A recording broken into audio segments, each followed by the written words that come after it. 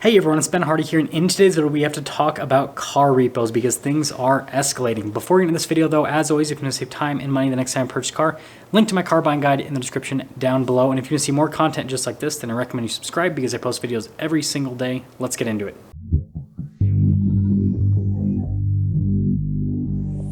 Now I thought that I could just make one repo video and then we could just move on, but the situation keeps escalating, and so until this situation stops escalating, then, well, we're probably gonna have these update videos every 1 to 2 weeks.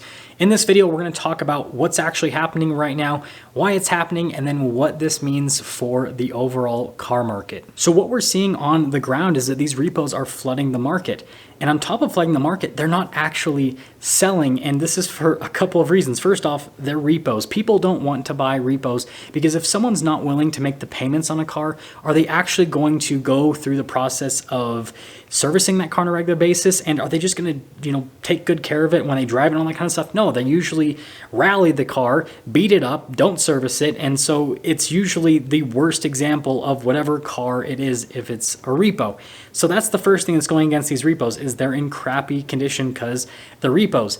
And then the next thing going against these repos is that car values have declined by such a massive amount from on a wholesale level. So right now we have a lot of segments that are declining by 2 to 3% per week. And so you have these cars that are losing massive amounts of value, and everyone sees this right now. So people are really weary of purchasing vehicles, especially if they're not in great condition. And on top of that, these lending institutions that are trying to sell these repos are setting their reserve amounts on these cars at amounts that are just way too high, that just don't make any logical sense for what's happening within the market. And so nobody's biting, nobody is buying these repos, and so they are continuing to stack up, and lending institutions don't want this information out there because it looks bad for them when it comes to their shareholders and then just people that park their money with them. Because if you look at it from a shareholder perspective, this shows that the lending institution is losing a bunch of money, so they're not going to be as profitable. And then when it comes to people that actually bank with them, well, it's like, oh wait, this lending institution that I have my money with is losing a bunch of money to all of these repos. So like if I go and try to pull my money out of the bank, I might not be able to get it, right? It's a whole thing. Obviously, you have money that is insured by the federal government here in the US, but still, it's like the mentality thing that really freaks people out. And so that's why lending institutions don't want people to know about this, but it's becoming a really big issue. So we have to ask ourselves, why are there so many more repos now, and why are lending institutions trying to offload all of these repos now when they could have done that months ago and basically gotten more money for the cars?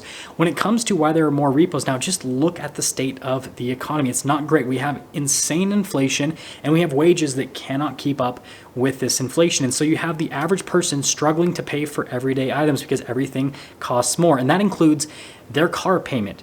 And so if someone gets in a situation where they can no longer afford their car payment, well, they can do one of two things: either have their car repossessed or they can try to sell their car and get out of their loan.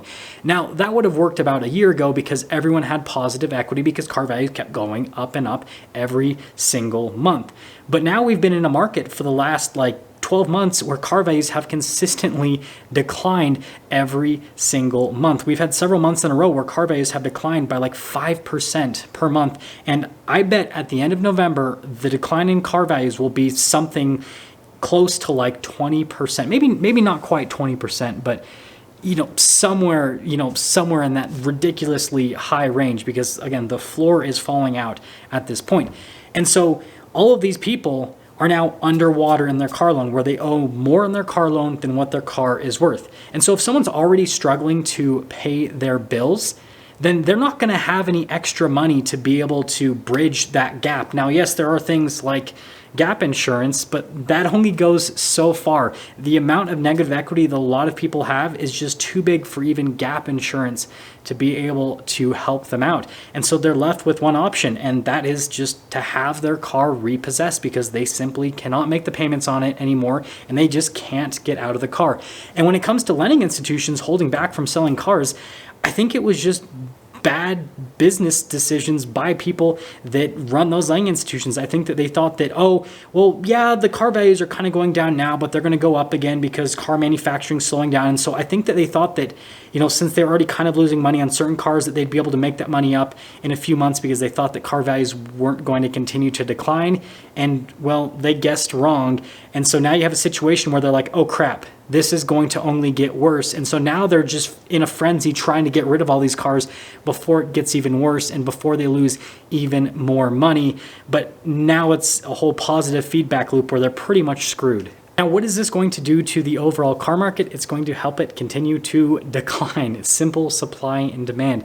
If you add more supply to the market, then well, prices have to go down unless demand all of a sudden increases. But demand is not increasing. Demand is actually decreasing.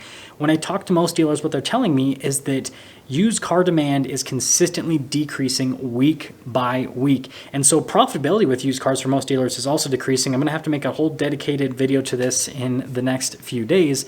But all you need to know for today's video's sake is that it's a lot harder to sell a used car in today's market because prices continue to decline week by week, and there's just not as many people willing to buy these used cars because a lot of people are just out of the market at this point. And so with all these repos flooding the market, they're just going to help the market continue to decline. And obviously there is going to be a bottom. It's just too soon to tell where that bottom is because there's just too many factors in play. We have, again, the diminishing demand with the overall car market. We have auto manufacturing that's still all over the place because some automakers are starting to ramp up with production. They have inventory, whereas other automakers, they aren't able to ramp up with production. They're actually decreasing with production, and so they still don't have any inventory. And so that whole situation has to get figured out before the used car market can get figured out because, again, the new car market and the used car market really help each other out when it comes to supply and demand because someone doesn't just only buy used cars or just only buy new cars. People typically go from one market to the other depending on exactly what's happening within the market. And then on top of that, right, we have to wait for this whole interest rate situation to kind of figure itself out because if interest rates continue to increase, well, demand is going to continue to decrease, which is going to continue to lower that floor wherever it may lie. So how can you use this information to help you out as a buyer? There's a few things. First off, understand that with all these repos flooding the market, you need to seriously get your used car that you're thinking about purchasing inspected. Like this is a must, especially in today's market, and especially since we're going to have those flood cars flooding the market pretty soon. And so yeah, get the car inspected so that you know exactly what you're getting yourself into. And this just applies to like any market, but I really want to put an emphasis on this because you trust me, like repossessed cars can be pretty ugly and dealers will do a lot to hide this ugliness. And not just dealers, just like the auction, like everyone associated with the whole system will do as much as they can to make that car look as pretty as possible and hide all of the ugliness underneath. And so you really want to know about that. Get the car inspected, pay the money to get the car inspected. And the next thing you need to understand is if you're buying a used car right now, you need to look at it as if you're buying a new car. And what I mean by this is go into it with the mentality that you're going to lose a lot of money in terms of value with that car because we're in a market that's declining at a very rapid rate and a lot of used cars are still selling for over original MSRP or close to original MSRP despite the declines we've had over the last year. And so these used cars are not going to be selling for that amount within the next 6 to 12 months to 24 months. And so if you purchase a car now, just go in with the mentality that you're buying, even though it's a used car, you're buying a quote unquote new car from a depreciation standpoint, that you're going to lose 10 to 20% as soon as you drive it off the lot. And so then you can ask yourself, would I still buy this car knowing that it's going to lose that much value? And if the answer is no, well, then maybe you should wait a little bit, or maybe you should go and buy an actual new car so that you can get all the benefits of a new car, you know, obviously having the downside of depreciation, but at least you're getting a new car with a full warranty and you're not experiencing the massive depreciation of a new car without the warranty. So those are the two big things I want to cover at the end of this video. That's going to sum things up for today's video. With that being said, again, if you want to see more content like this, I recommend you subscribe because I post these videos every single day. I'll see you.